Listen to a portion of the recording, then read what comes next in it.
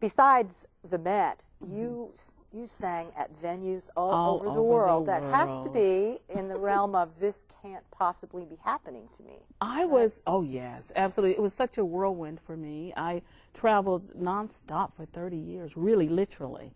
I barely had a vacation. I would get 2 days or 3 days here. My mom used to say, when are we going to see you? Because I was just I was in Paris, or I was in Italy, I was in Germany, I was in South America, I was in Africa, Egypt. And so I really had little days to visit family. But the backdrops for a lot of those performances were stellar. Unbelievable. Oh, some of the more exciting times, I remember Paris Opera. They kept saying I was the toast to Paris because I just loved Paris. It's such a romantic city, all the beautiful buildings and the ambiance there in Paris was so exciting. And then to have the people, you know, really want you there was exciting. And when I went to, at the end of my traveling like that, I went to Egypt and I did AIDA. I had done over 200 performances of AIDA throughout the world, just all over the place. And for me to actually go back there to the place where it was written and drawn up, and it was an outside production with the stars. Against the pyramids? Yes, yes, really? against the pyramids. And it was staged all through there. And it was just a kind of a deja vu. It was exciting. It's like I really became AIDA. It was just so After exciting. all those hundreds of performances, that was probably the most exciting for me. Yeah. Now, everybody knows of you for all of those famous operatic roles, but there's a whole other side to your performances, and I'm really impressed with Porgy and Bess. How did that come about? Oh, wow. I did the first full recording of Porgy and Bess with London Records. And I started out, it's a wonderful story. I was just a kid, 23 years old or something, and I wanted to do that Summertime. You want to hear a little Summertime? I do. Okay. Anyway, and then I'll tell you about it. Okay. Summertime, and the living is easy. Fish are jumping, and the cotton is high. Oh, your daddy's rich, and your mom's good looking. So hush, little baby, don't you cry. Oh, Anyway. can I clap? That was just great. But that is an opera, really, Porgy and Bess. Right. But it People started don't with think me. of it that No, way, they don't. But it really, Gershwin really wrote it as an opera. It just scaled so well the black existence at that time. And I was really auditioning for that part that sings Summertime, and it's a small part. But when I went to the audition, after I auditioned with the Summertime, the lady producer, Ella Gerber was her name. She said, okay, Leona, now we've heard that. Now who are we going to get to do Bess if you sang that like that? So she said, can you think about Bess? And I thought, I can't sing Bess. That's for a more mature voice. Yeah. And I told her that, and she says, no, I will work with you, and you have to be my Bess. And that started out, and I got to do Bess in the recording, and I did it all over the country, too, Porgy and Bess. So it was just very exciting time for me. Other highlights, Lincoln Center, singing for presidents. You sang Yes, for it's been so exciting. 4 different presidents each time. I sang, and I'll tell you a little story about that. I sang for Ford, and Cary Grant was in the audience, and he came to me and he says, oh no, he didn't come to me. He got on the mic after I sang, and he says, well, Leona, I think that's great, but I want to have a message for your father. I think God said to replenish the earth, but I don't think he meant for him to do it all by himself. Referencing those 15 children. Right. Yeah. So I love that. My dad loved that. But Ford, I sang for Reagan and Carter and Bill Clinton, and different situations. Bill Clinton was a Christmas program that I did. And I hear that Christmas music is your favorite. Is that right? Yes, because I got to do an album here with one of the choirs here, the Westminster Choir. With Westminster, we did it anyway. And it was exciting for me. Yes, some of my favorite music. All right. We're going to take you back to Oklahoma again, because you are here now. Yes, it's my mom. Kind of semi-retired. Yes. Came back because your mom was ill. Right.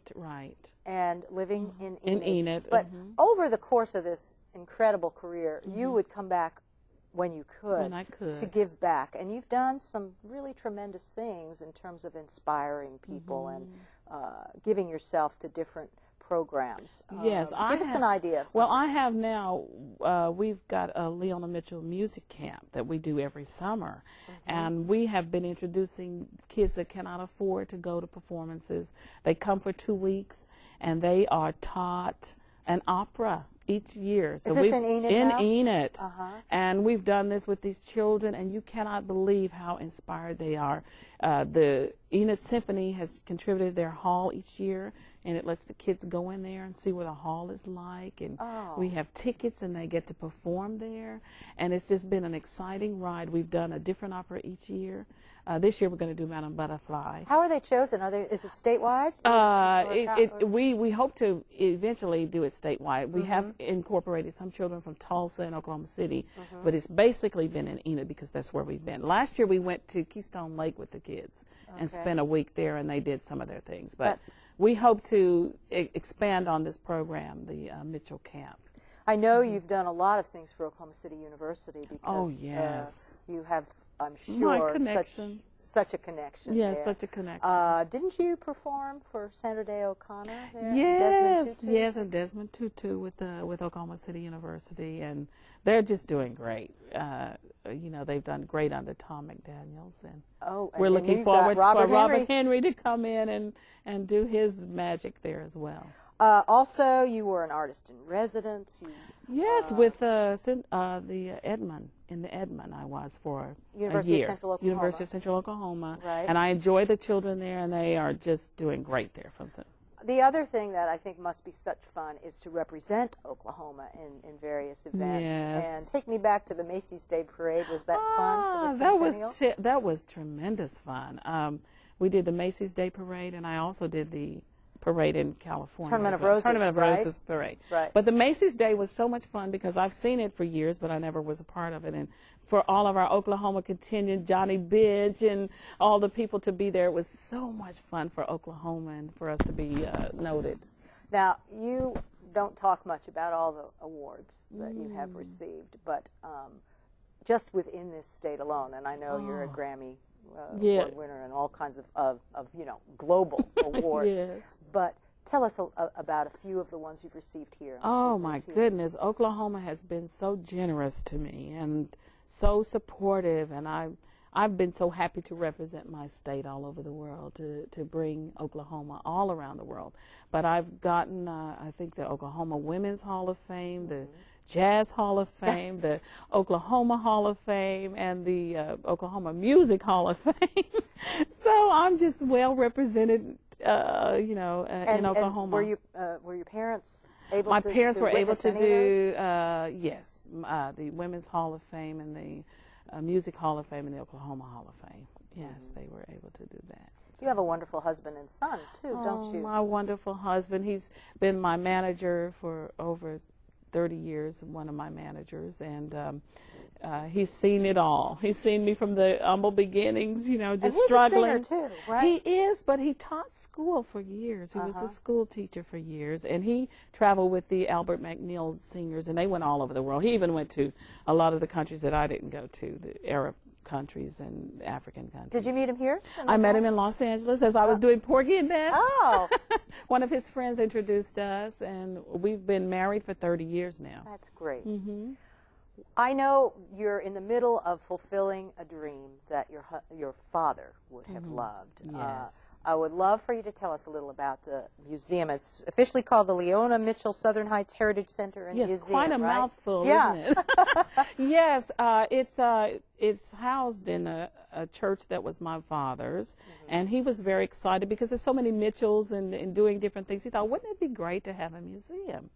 And my sister started this dream rolling from my dad. He didn't get to see it. He heard about it just before he passed away in 2001, and she got a 501c and made it into reality that fall. Is this in the old church It's building? in the old church building. It's where he was the minister, and I sang there, as a kid. And we need to expand because even all of my collection, I can't even imagine. It's not enough space at all for it. And but she thought of this, and she thought, well, Leona's from Enid. Dolly Parton had, her thing. Absolutely. So why don't we do this for Enid? And